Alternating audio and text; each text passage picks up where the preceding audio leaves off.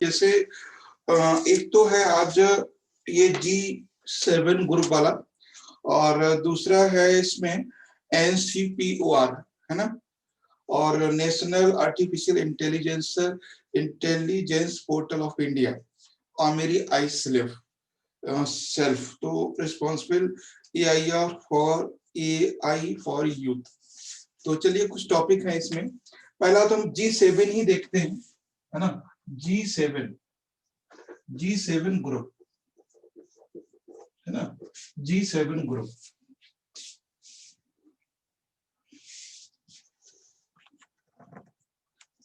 देखिए एक चीज मैं आपको बता दूं कि करंट अफेयर्स के लिए कुछ बातें मैं देख रहा हूं, खासकर आजकल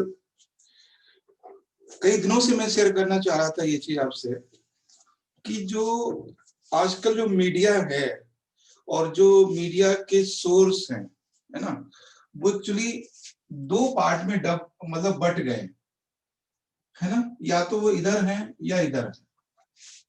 तो आप जो अपना करंट अफेयर्स तैयार करें तो वहां से सिर्फ आप टॉपिक लें, मीडिया से in the sense the Hindu से।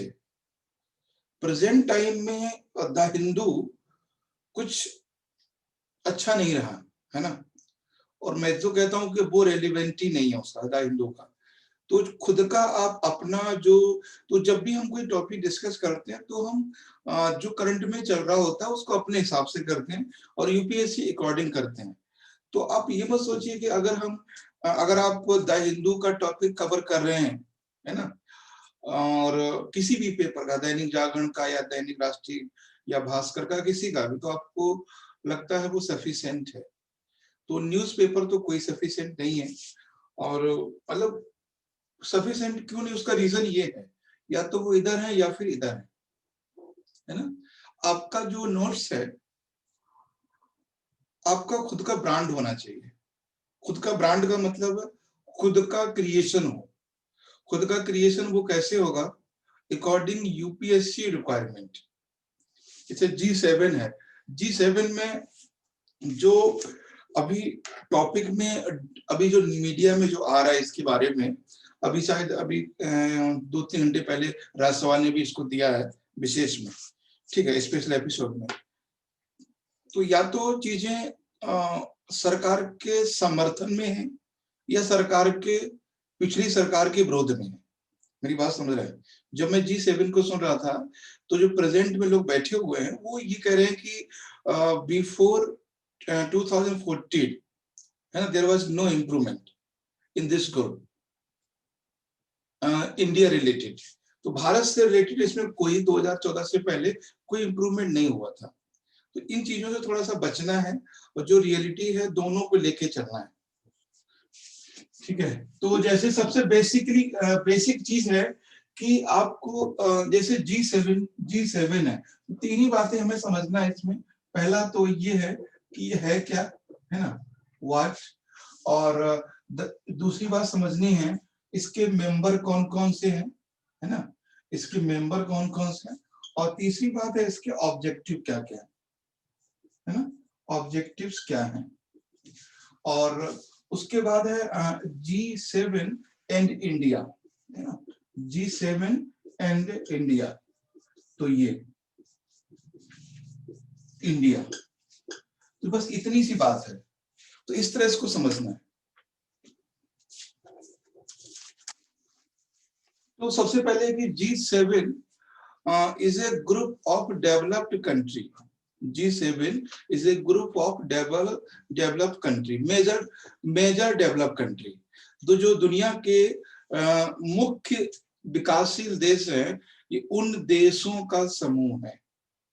तो पहली बात है कि ये कब बना है, ये बना है 1975 में। तो खैर इसको बेसिक समझते हैं क्या है। तो G7 group is a intergovernmental organization, ठीक है, intergovernmental organization, ठीक है। ये इंटर गवर्नमेंटल ऑर्गेनाइजेशन है, अंतः सरकारी संगठन है, यानी इसमें गवर्नमेंट के लोग शामिल होते हैं। तो inter government organization that was establish in 1975, ठीक है, ये 1975 में एस्टेब्लिश हुआ था, 1975 में। अभी 2014 में, ठीक है, 2014 में इसे रशिया अलग हो गया, ठीक है। तो इसमें मेंबर कौन कौन से हैं? तो पहले समझिए कि वाट का मतलब क्या है, कि that is a inter governmental organization establish in 1975, है ना।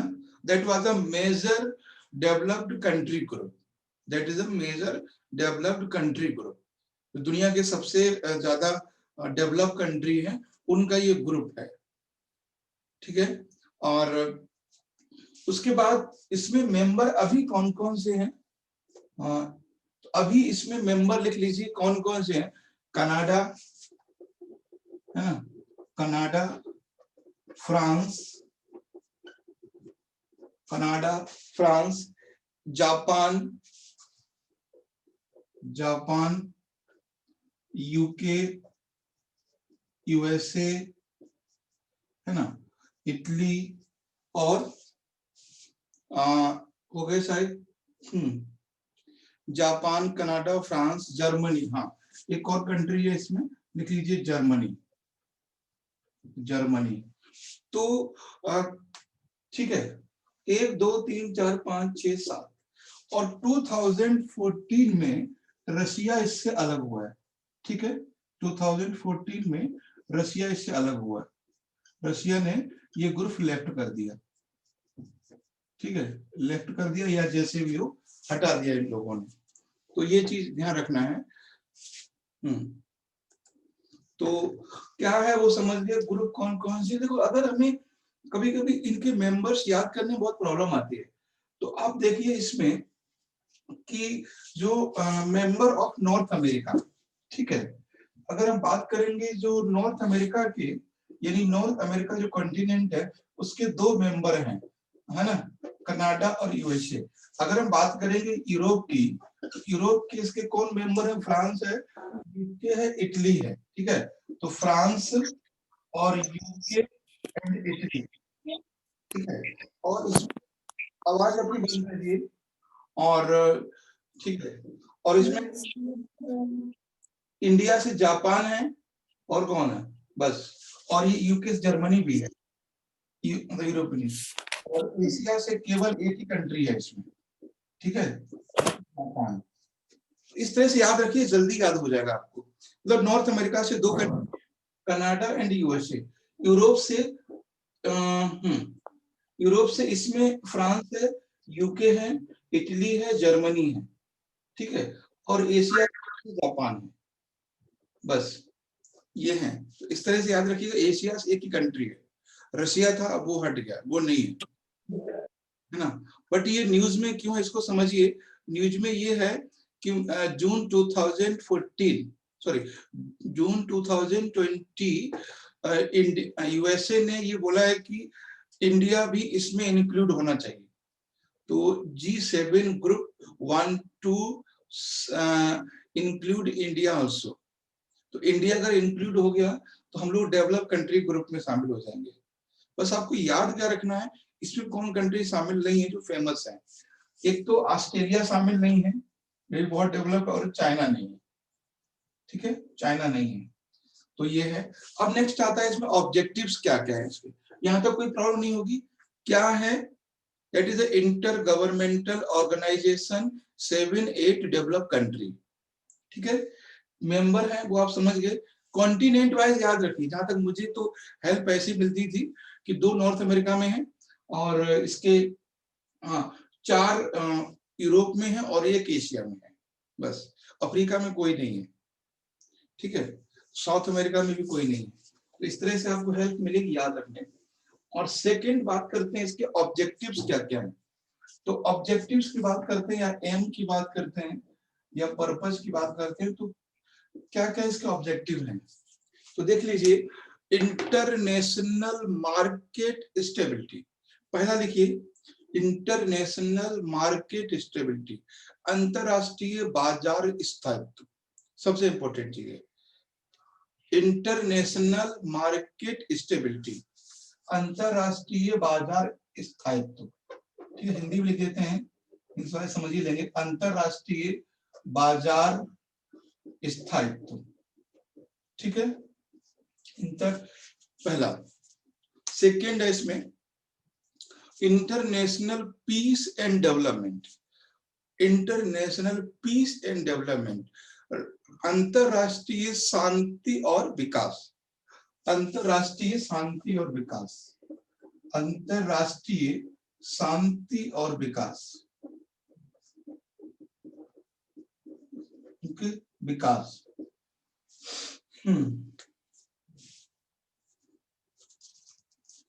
इंटरनेशनल पॉलिटिकल कोऑपरेशन, नेक्स्ट है इसमें इंटरनेशनल पॉलिटिकल कोऑपरेशन, अंतरराष्ट्रीय राजनीतिक सौहार्द, अंतरराष्ट्रीय राजनीतिक सौहार्द, international political cooperation third point में, ठीक है।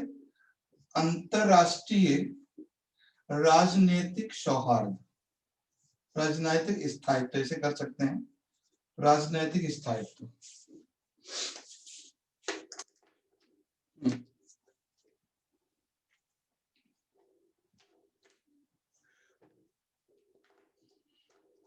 ठीक है, नेक्स्ट है इसमें to achieve sustainable development goal, to achieve sustainable development goal, सतत विकास लक्ष्य को प्राप्त करना, एक ये भी लक्ष्य है, to achieve sustainable development goal. तो ये 4-5 हैं, ठीक है। इसमें कल्चरल कोऑपरेशन नहीं है। आप देख लो जर्मनी है तो ये कनाडा है, तो जर्मनी कनाडा में कोई कोऑपरेशन नहीं हो सकता, ठीक है। एक फ्रांस है तो जापान है, यहाँ कोई कोऑपरेशन नहीं है, किसी का किसी से कोई रिलेशन नहीं है, तो ये चीज ध्यान रखना है। तो जब हम लोग एक कल्चर के नहीं होते हैं तो हम लोग इकोनॉमिकली पॉलिटिकली मर्ज होते हैं। जब हम लोग एक कंट्री को होते हैं तो हम लोग कल्चरली भी मर्ज होते हैं, तो हमने कई बार ये बात की है। तो ये G7 एंड इंडिया, इसमें क्या लिखना है? अच्छा जी, ऑब्जेक्टिव्स में किसी कोई डाउट तो नहीं है? Yes, Altaf, नाजुका, सुरात्या, Sachin, Swapnil.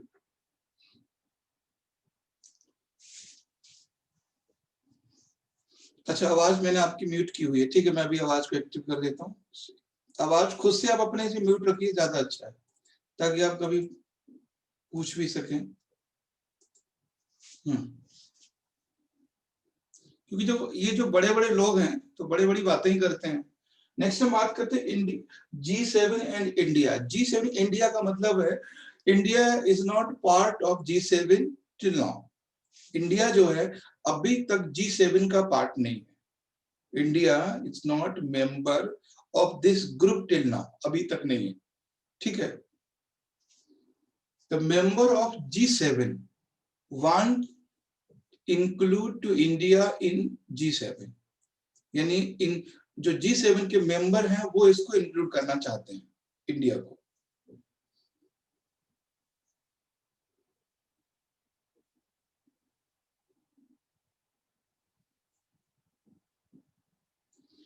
If India will include in this group, if India include in this group,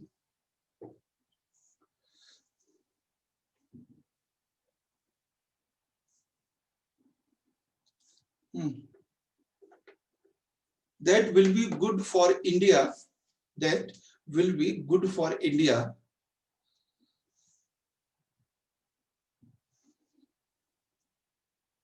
किस किस के लिए इंडिया के लिए फायदा करेगा?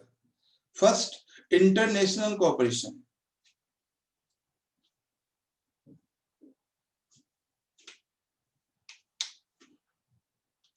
इंटरनेशनल कोऑपरेशन, अंतरराष्ट्रीय सहयोग,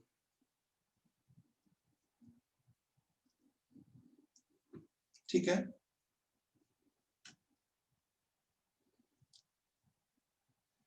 एक्सेस इंटरनेशनल मार्केट, सेकंड है अंतरराष्ट्रीय बाजार तक पहुंच, एक्सेस इंटरनेशनल मार्केट।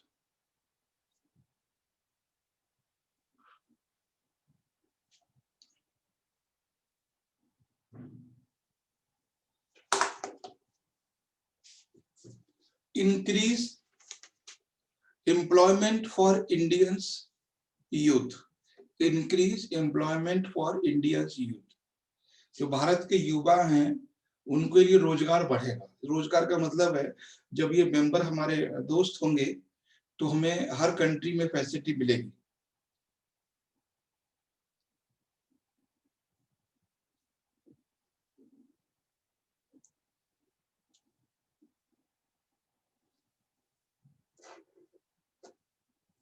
ठीक है, नेक्स्ट लिखिए, India will be useful, India will be useful for G7, for G7 because India has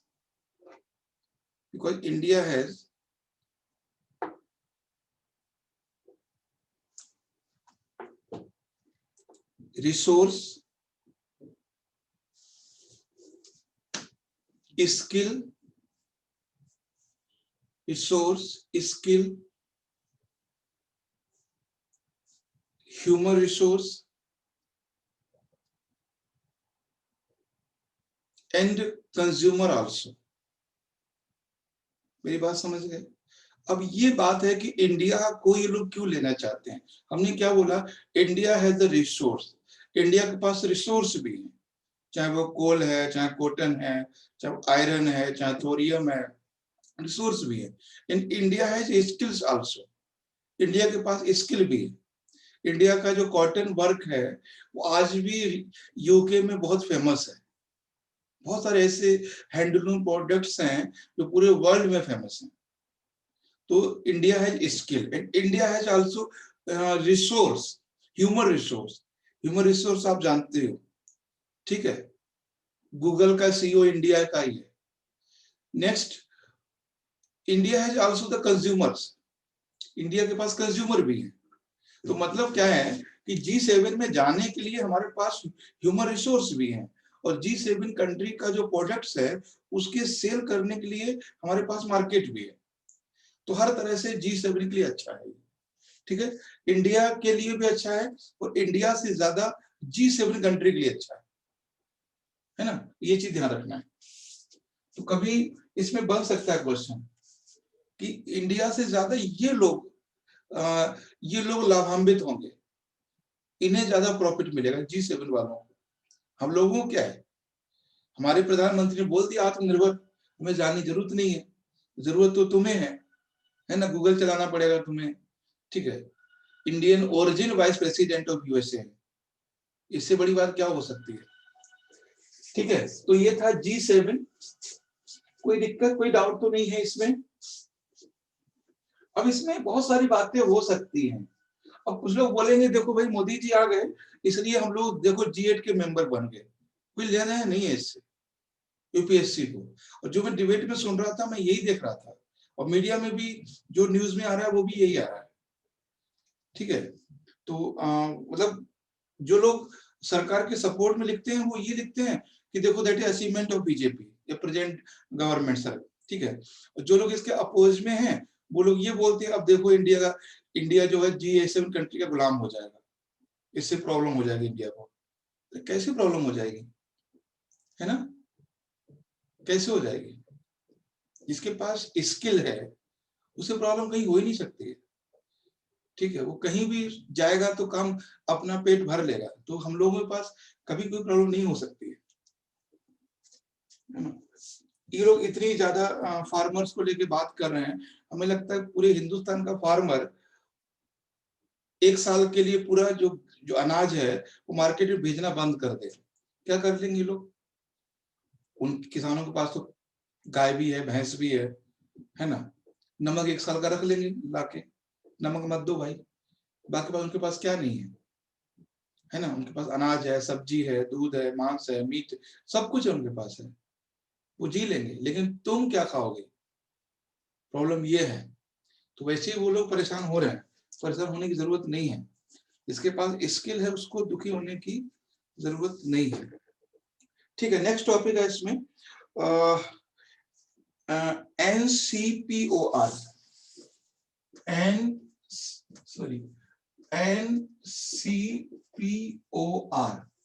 NCPOR। देखो इसमें, इस टॉपिक में देखिए क्या है, कोई बता सकते हैं इसकी फुल फॉर्म? आवाज तो एक्टिव है ना सभी की? ठीक है, हाँ देखिए ये क्या है, ये है the national centre for polar and ocean research. लिख लीजिए, द नेशनल क्या है ये, the national centre for polar and ocean resource, for polar and ocean resource and ocean research. अच्छा है कहाँ, बता सकते हैं ये कोई, ये सेंटर कहाँ पर है इंडिया में? The national centre for polar ocean research. देखो कुछ बातें हैं, सबसे पहली बात है that is active as an India level, मतलब पूरे इंडिया के लिए काम कर रहा है। उसके बाद है that is related to the polar and oceanic research. 3 word है इसमें, है ना। एक सेंटर है जो नेशनल लेवल पे काम कर रहा है पोलर रीजन के रिसर्च के लिए और ओशियन के लिए, ठीक है। तो हाँ, अल्ताफ कुछ कह रहे थे, बताएं। दैट इज इन गोवा, ये गोवा में है, ठीक है, ये गोवा में है। और तो गोवा में एक जगह है बास्को दा गामा, वहां पर है ये, ठीक है। तो ये एक बॉडी है, department of ocean and development, ministry of earth science. तो सिर्फ ये ध्यान रखना है, ये किसके अंदर में है?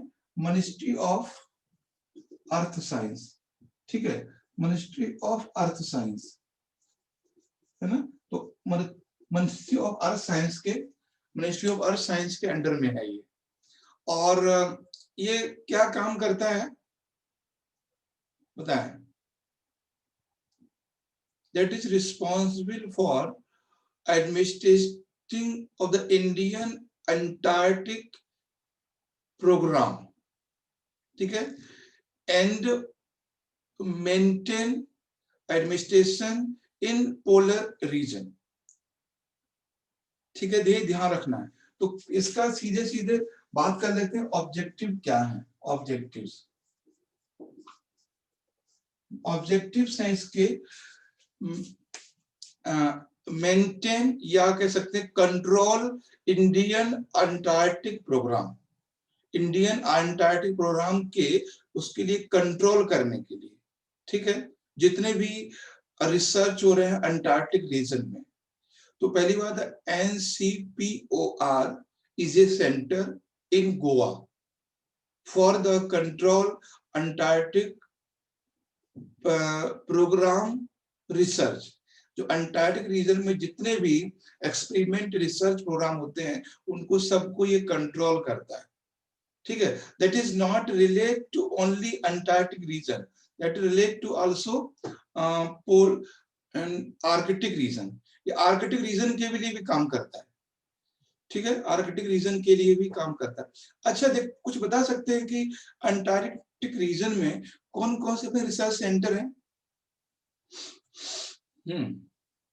क्यों, कुछ आइडिया है अंटार्कटिक रीजन में कौन कौन से रिसर्च सेंटर है?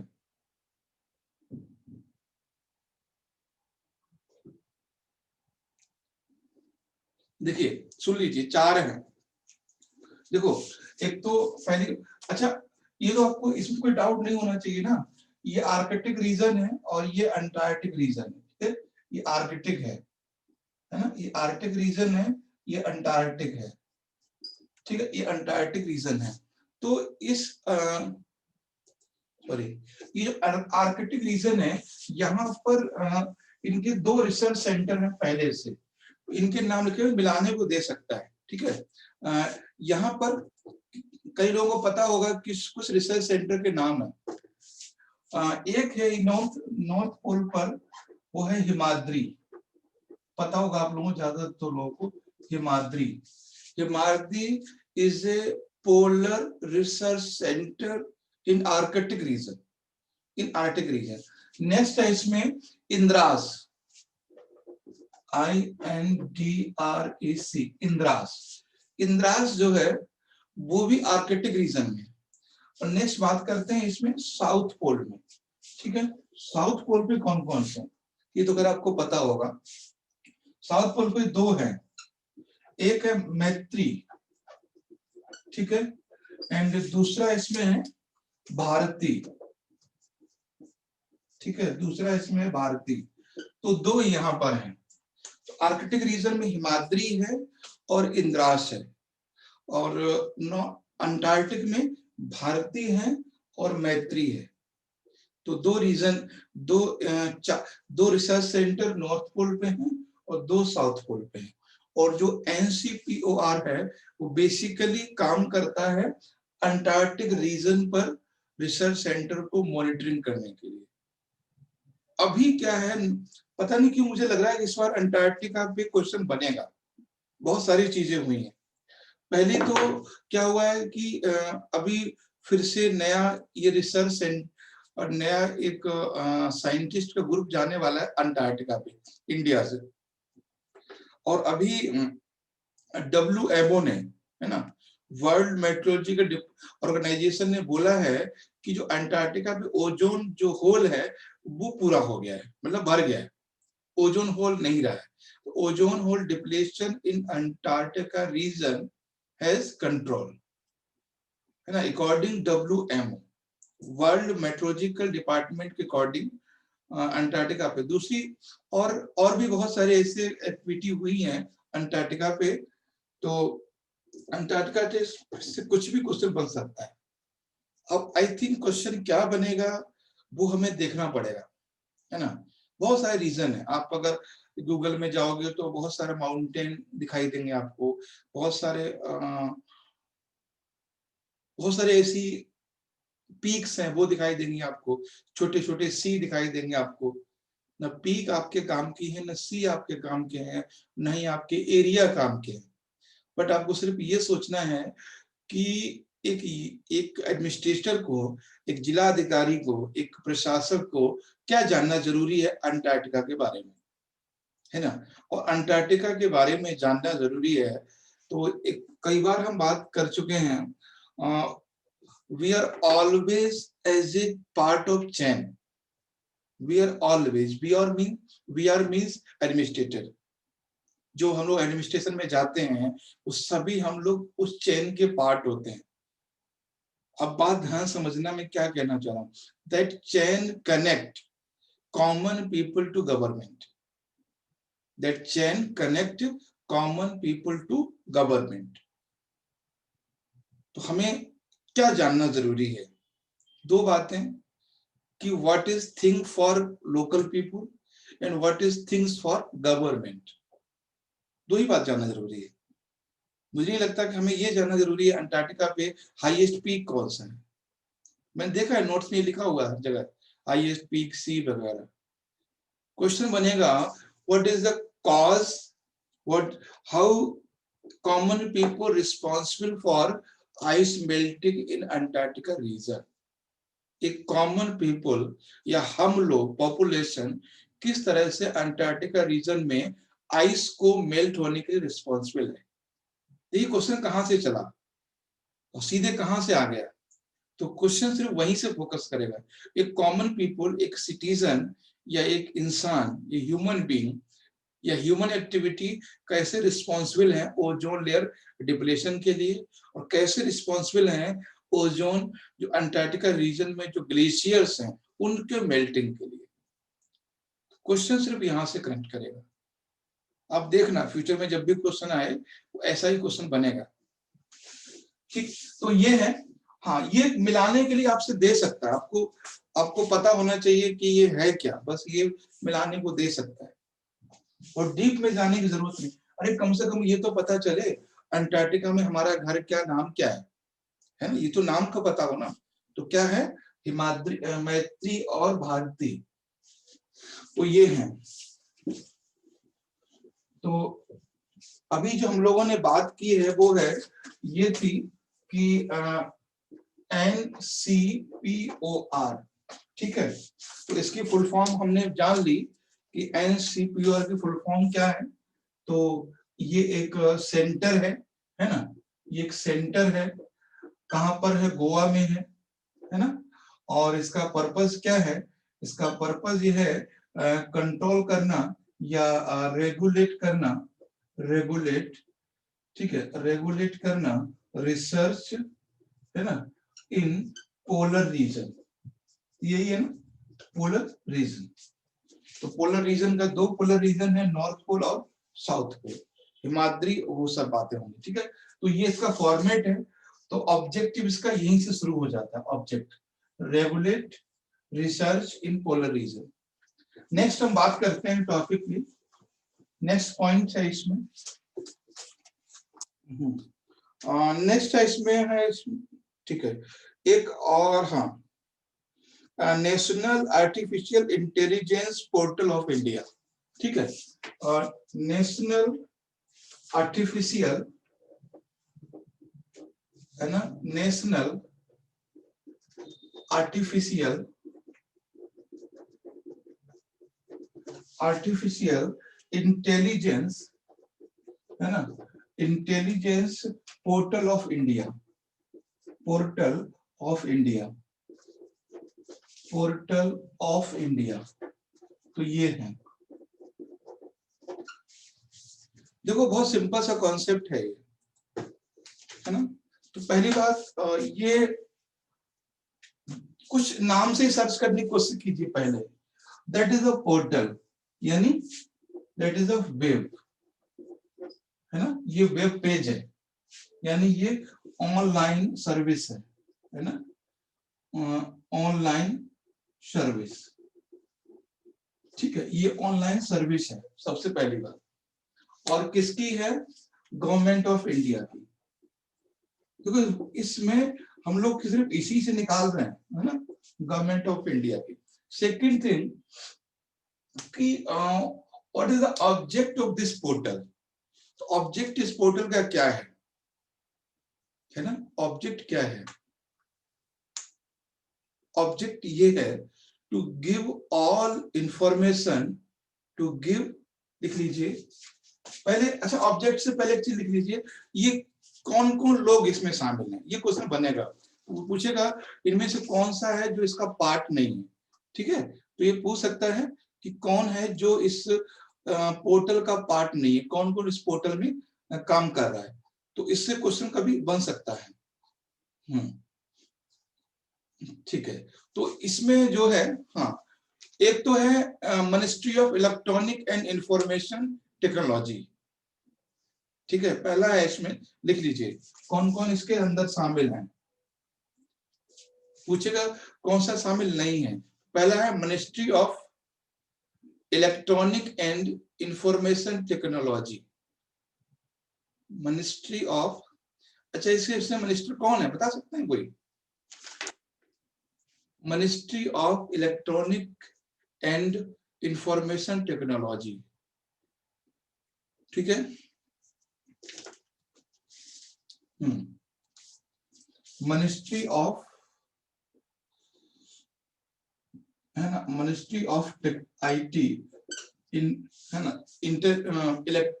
इलेक्ट्रिक एंड, नेक्स्ट है इसमें आईटी इंडस्ट्री, सेकंड है आईटी इंडस्ट्री, आईटी इंडस्ट्री इसमें शामिल है। एंड थर्ड है इसमें नेस्कॉम, नेस्कॉम भी शामिल है इसमें, ठीक है, नेस्कॉम। तो ये तीन लोग शामिल हैं इसके अंदर, तीन लोग शामिल हैं, ये तीन लोगों का ज्वाइंट एडवेंचर है, ये तीनों ज्वाइंटली इसको रन करेंगे, नेस्कॉम भी पार्ट है इसका, ठीक है, NASSCOM, IT industry and ministry of electronic information and technology, यानी हम कह सकते हैं गवर्नमेंट ऑफ इंडिया। बस मेन है इसमें नेस्कॉम। नेस्कॉम मैंने डिस्कस की। अब हम सीधे बात कर लेते हैं, what is the objective of this portal. Objectives of this portal, तो क्या क्या इसके ऑब्जेक्टिव्स हैं? यस, देखो पोर्टल का मेन पर्पस क्या होता है आपको पता ही है ना। देखिए, give information and access, give information and access,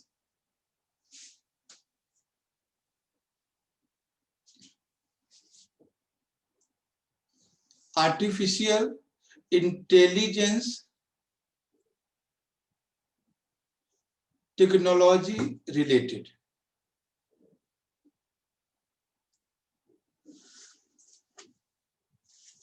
ठीक है, यानी give information and access, access भी। Second objective,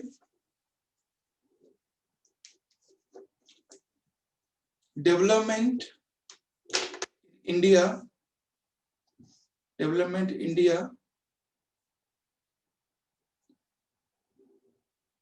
artificial intelligence, development in India artificial intelligence.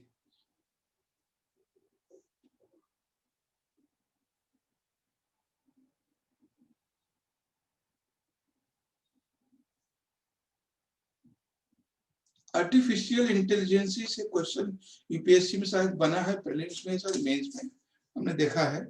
और एक चीज मैं आपको क्लियर कर दूं, थोड़ी सी बता दूं, ध्यान रखना इस चीज को, कि जब भी क्वेश्चन बनेगा आपका, ठीक है, जो चीजें पूरे इंडिया को अफेक्ट करती है, ध्यान समझिए इस चीज को, जो चीजें पूरे इंडिया को इफेक्ट करेगी, चाहे वो कोई रूलिंग सिस्टम हो, और specially for the working population, अगर कोई भी इवेंट या कोई भी स्टेप इंडिया का हो या वर्ल्ड का हो, अगर इंडिया उसको एक्सेप्ट करता है और उसका इफेक्ट एक मास लेवल पॉपुलेशन पर होता है, तो क्वेश्चन बन सकता है उससे। मास पॉपुलेशन पे, मतलब बड़ी जनसंख्या पर उसका असर होता है, तो उससे क्वेश्चन बन सकता है।